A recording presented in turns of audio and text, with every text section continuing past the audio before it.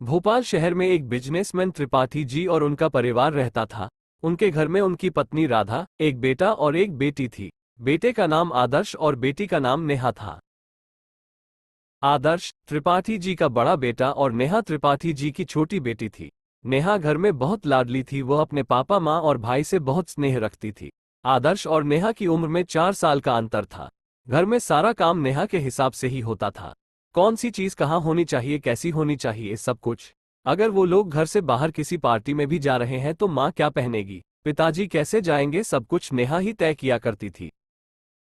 नेहा ये सारे काम बहुत ही मन लगाकर किया करती थी। वो पढ़ाई लिखाई में भी अच्छी थी। बस नेहा का घर के काम में बिल्कुल भी मन नहीं लगता था। उसे घर का काम करना बिल्कुल अच्छा नहीं लगता था।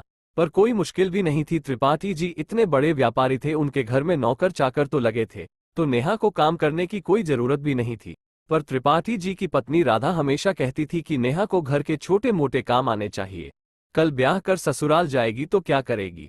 तब त्रिपाठी जी अक्सर हंस के कहा करते थे, मैं अपनी बेटी की शादी ऐसी जगह करूंगा जहां नौकर चाकर से घर भरा हो।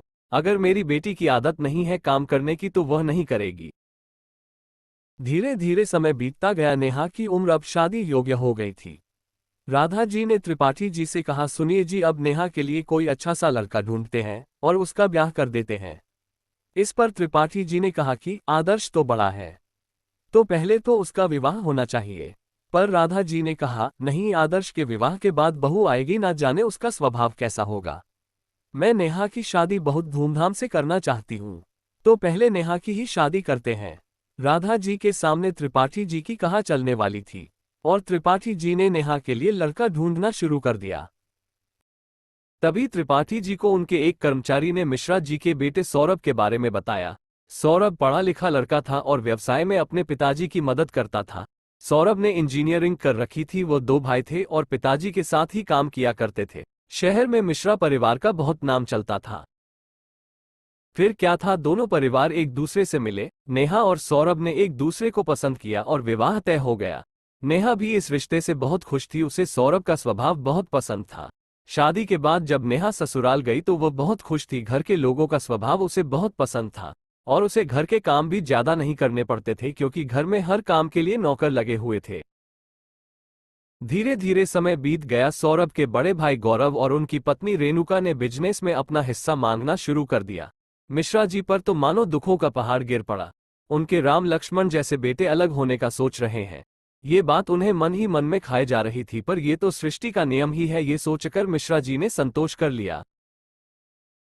ना चाहते हुए भी मिश्रा जी ने अपने बिजनेस में बंटवारा कर दिया, पर उन्होंने दिमाग से काम किया। उन्होंने 2 भाग में अपनी प्रॉपर्टी का बंटवारा न करके 3 हिस्सों में किया। मिश्रा जी ने कहा, जब तक मैं जीवित हूं एक हिस्सा मुझे भी चाहिए। आखिर यह मेरे खून पसीने की कमाई है, मैं इसे कैसे छोड़ दूं। गौरव और रेणुका अपना हिस्सा लेकर अपने बिजनेस को आगे बढ़ाने के लिए विदेश जाकर बस गए। तब सौरभ ने अपने पापा से कहा, पापा आप ऐसा क्यों सोचते हैं, मैं हूं ना आपके साथ।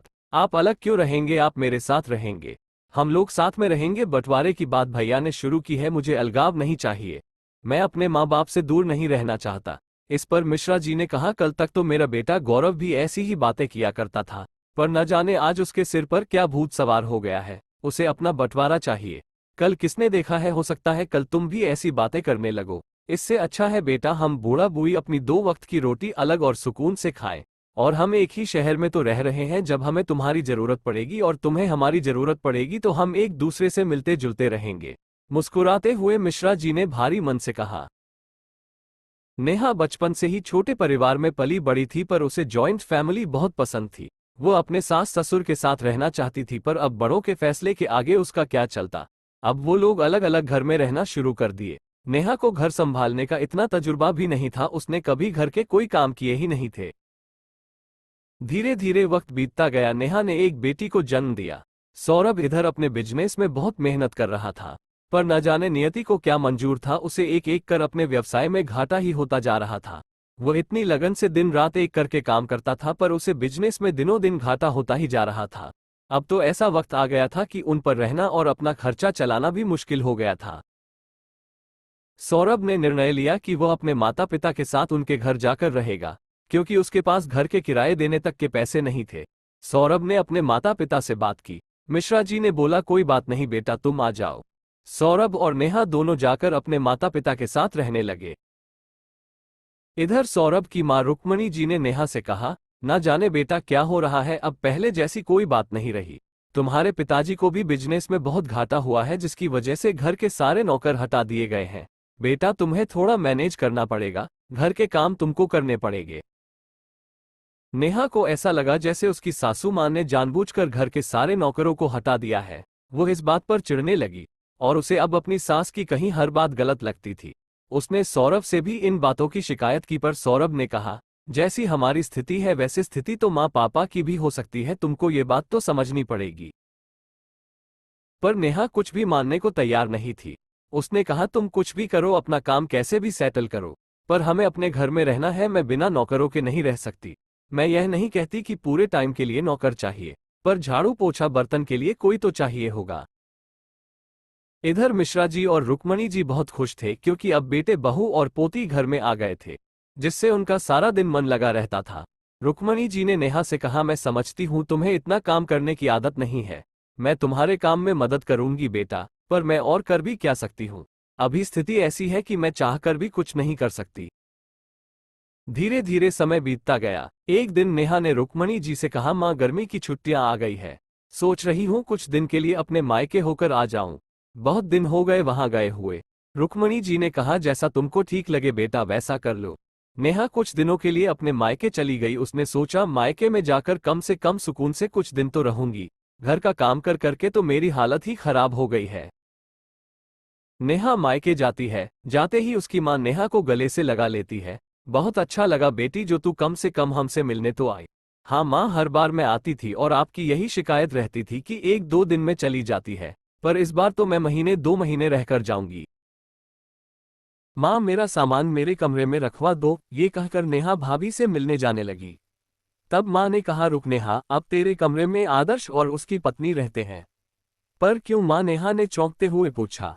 तब उसकी माँ सुमन जी ने कहा, बेटा तेरा कमरा इस घर में सबसे बड़ा था।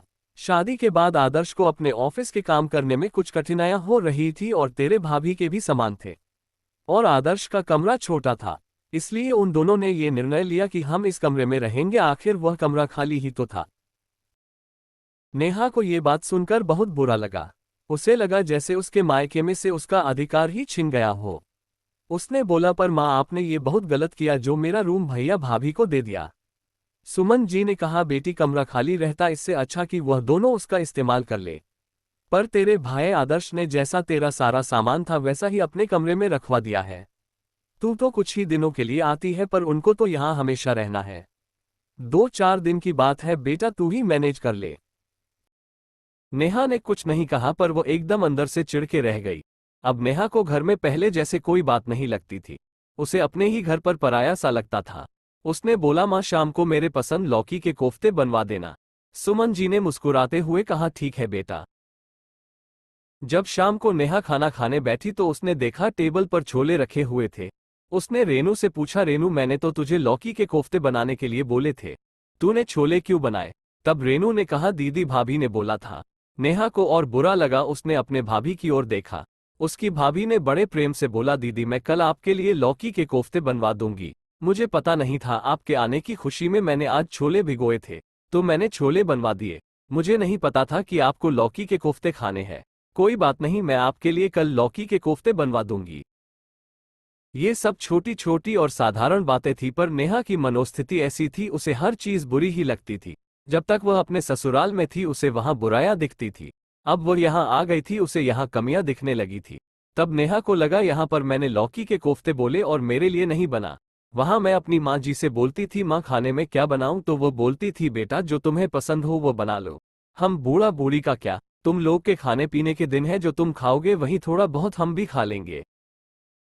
धीरे धीरे नेहा को हर चीज में बदलाव समझ में आने लगा और उसे यह समझ में आने लगा कि अब मायके में उसका वह अधिकार नहीं रहा जैसे पहले रहा करता था। नेहा जब अपने नए कमरे में गई तो उसे महसूस हुआ कि जिस दिन वह अपने ससुराल गई थी, रुक्मणी जी के घर में एक ही एक्ट था। उन्होंने वह कमरा अपने बेटे बहू को दे दिया और दूसरे कमरे में चली गई रहने के लिए। उन्होंने बोला, बेटा तुम्हारे पास छोटी बच्ची है और तुम लोग को आदत नहीं है ऐसी गर्मी में रहने की। हमारा क्या है, हम तो किसी तरह भी दिन काट लेंगे। धीरे धीरे नेहा को अपने मायके में हर चीज बुरी लगने लगी थी। बच्चे साथ में खेलते झगड़ा करते, माँ आकर अगर एक बच्चे को भी डांटती तो नेहा को हमेशा यही लगता था कि माँ मेरी बेटी को ज्यादा डांटती है, वो शायद चाहती नहीं कि हम लोग यहाँ रहे। जबकि ऐसा कुछ भी नहीं था। सुमन जी अपनी नातिन और नेहा के आने से बहुत खुश थी। नेहा के पिताजी बहुत दिनों से देख रहे थे कि नेहा चुप चुप रहती है, खुश नहीं रहती है। तब उन्होंने कहा, नेहा बेटा इधर आओ, मेरे पास बैठो, मुझे बताओ बात क्या है। तुम बहुत गुमसुम सी रहती हो, अब तुम्हारे अंदर वो पहले जैसी चहक नहीं रही। क्या हुआ, बिजनेस में हुए घाटे को लेकर परेशान हो बेटा? ये सब जीवन है और जीवन में उतार चढ़ाव लगा ही रहता है। कल अच्छा दिन था वह नहीं रहा, आज बुरा दिन है, कल वह भी नहीं रहेगा, कल फिर अच्छा दिन आएगा। दामाद जी इतनी मेहनत जो कर रहे हैं, तुम देखना कल सब कुछ अच्छा हो जाएगा। बस थोड़ा हमें सब्र रखना चाहिए। मैंने भी अपने जीवन में बहुत उतार चढ़ाव देखे हैं। तब नेहा ने कहा, नहीं पापा ऐसी बात नहीं है, सौरभ बहुत मेहनत कर रहे हैं और अब धीरे धीरे हमारी स्थिति भी सुधर रही है। तब नेहा ने अपने घर की सारी बातें बताई कि ससुराल में उसके साथ कैसा व्यवहार होता था और मायके में उसके साथ कैसा व्यवहार हो रहा है। शुक्ला जी को सारी बातें समझ में आ रही थी। उन्होंने मुस्कुराते हुए नेहा से कहा, बेटा गलती तुम्हारी नहीं है। जब इंसान का समय बुरा चलता है तो उसे हर चीज में बुराई दिखाने लगती है। तुम्हारा वही लाड प्यार तुम्हारे ससुराल में भी है, वही लाड प्यार तुम्हारे मायके में भी है, बस थोड़ा तरीका बदल गया है। यही अगर तुम अंदर से खुश होती तो तुम्हें ये सारी चीजें अच्छी लगती। याद करो नेहा, एक समय था जब तुम अपनी महंगी से महंगी और कीमती से कीमती चीज आदर्श को देने में एक बार भी नहीं सोचती थी। तो आज एक कमरा जिसमें तुम रहती भी नहीं हो वह तुम्हारे भाई ने ले लिया, तो तुम्हें इतना बुरा क्यों लग रहा है? तुम ऐसी तो नहीं थी नेहा। नेहा को अपने पापा की सारी बातें धीरे धीरे समझ में आने लगी और उसे लगा कि उसने रुक्मणी जी के साथ बुरा किया है। तब नेहा ने कहा, पापा मैं घर जाना चाहती हूँ। शुक्ला जी ने कहा, कुछ दिन और रह लो बेटी। नेहा ने कहा, पापा मेरे अंदर बहुत सारी बातों का बोझ है, मैं जरूर आऊंगी पर अभी प्लीज आप मुझे घर जाने दीजिए। ये कहकर नेहा अपने ससुराल आ गई। आते ही रुक्मणी जी का चेहरा खुशी से खिल गया। रुक्मणी जी ने कहा, आ गई नेहा, तुम तो कुछ दिन और रहने वाली थी, बेटा इतनी जल्दी क्यों आ गई? तब नेहा ने कहा, नहीं माँ मुझे आपकी बहुत याद आ रही थी। रुक्मणी जी थोड़ा हैरान थी। फिर नेहा ने कहा, माँ मैंने मन ही मन में बहुत सारी गलतफहमी पाल लिए थे। आपने हमेशा मेरी इतनी मदद की, इस घर में ये स्थिति होने के बाद भी आपने मुझे हर तरीके की स्वतंत्रता दी, पर मैं आपके मन की बात समझ नहीं सकी। मुझे हमेशा हर चीज में कमी ही दिखती रहती थी। माँ हो सके तो मुझे माफ कर दीजिए। तब रुक्मणी जी मुस्कुराते हुए बोली, अरे नहीं पगली, गलती तुम्हारी नहीं है, तुमने कभी अपने जीवन में यह उतार देखा ही नहीं था। पर मैं तुम्हारी मनोस्थिति को अच्छे से समझती हूँ बेटा। हमारी तो एक उम्र हुई, जीवन के इस तजुर्बे में हमने बहुत सारे उतार चढ़ाव देखे हैं। आज का समय कमजोर है, कल अच्छा हो जाएगा। मैं इस बात को बहुत भली भांति समझती हूँ, पर यह तुम्हारे लिए समझना मुश्किल था, क्योंकि तुम्हारे साथ ये पहली बार हो रहा था। तुम मन में किसी बात का पछतावा ना रखो बेटा, इंसान समय से ही सीखता है। तब नेहा ने कहा, माँ समय अलग बात है, पर किसी के मन की भावना को ना समझ पाना ये तो गलत है ना। पता नहीं क्यों मैं आपके मन की भावनाओं को समझ ना सकी। इसमें तो मेरी गलती है, इसमें समय का कोई दोष नहीं है। रुक्मणी जी फिर मुस्कुराई और बोली, हमारा समय जैसा चलता है उसी तरह हमारी मनोस्थिति हो जाती है। बुरे समय में हम थोड़ा गलत सोचने लगते हैं, हमें छोटी छोटी चीजों में कमियां दिखती है। तुम मेरी बेटी जैसे हो, मैंने तुम्हारे किसी भी बात का बुरा नहीं माना। नेहा रुक्मणी जी के गले लग गई, बोली, माँ फिर भी आप मुझे माफ कर दीजिए और अब से मैं हर चीज आपके हिसाब से ही करूंगी, क्योंकि आपने मुझे हमेशा सही ही सिखाया है। उधर सौरभ अपने बिजनेस मीटिंग से वापस आया। उसके चेहरे पर एक बहुत बड़ी मुस्कान थी। आते ही उसने माँ के पैर छुए और कहा, नेहा मेरी यह मीटिंग सफल हुई, हमें बिजनेस में जो लॉस हुआ था उन सब की रिकवरी हो गई है। रुक्मणी जी मन ही मन चिंता में आ गई। उन्हें नेहा और अपनी पोती से जो लगाव था, उन्हें लग रहा था कि अब यह मुझसे फिर दूर चले जाएंगे, पर उन्होंने चेहरे पर एक बड़ी मुस्कान दिखाई। बोल बेटा, मैं तुम्हारे इस तरक्की से बहुत खुश हूं। सौरभ का मन तो नहीं था, पर वह जानता था कि नेहा इस घर में नहीं रहना चाहती है। उसने नेहा से बोला, कोई बात नहीं नेहा, अब जल्दी ही हम अपने घर चले जाएंगे। तब नेहा ने सौरभ से कहा, नहीं सौरभ, मैं बहुत गलत थी। मैं अब माँ और पिताजी को छोड़कर कहीं नहीं जाऊंगी। उनका बुढ़ापा आ गया है, उन्हें भी हमारी जरूरत है। अब हम सब साथ में रहेंगे। पिताजी से अब काम नहीं होता, उन्हें भी बिजनेस पर लॉस हो रहा है और उनकी अब यह उम्र नहीं रही कि वो काम करें। हमें ही मिलकर अब इस घर को संभालना होगा। माँ पिताजी अब हमारी जिम्मेदारी है। नेहा की बातें सुनकर सौरभ हैरान था। वह हमेशा से यही चाहता था। रुक्मणी जी की आंखों में तो आंसू भर आए। मिश्रा जी भी बहुत खुश थे और हंसी खुशी वह चारों लोग साथ साथ रहने लगे। अब सौरभ अपने काम को दिल लगाकर करने लगा। नेहा पूरा घर संभालने लगी। मिश्रा जी और रुक्मणी जी पोती के साथ खेलने में इतना व्यस्त रहते थे कि दिन कब बीत जाता था उन्हें पता ही नहीं चलता था। इस तरह एक बार फिर मिश्रा जी और उनके परिवार हंसता खेलता साथ में रहने लगा। दोस्तों, आपको हमारी ये कहानी कैसी लगी हमें कमेंट करके जरूर बताएं। मिलते हैं अगली कहानी के साथ, तब तक के लिए धन्यवाद।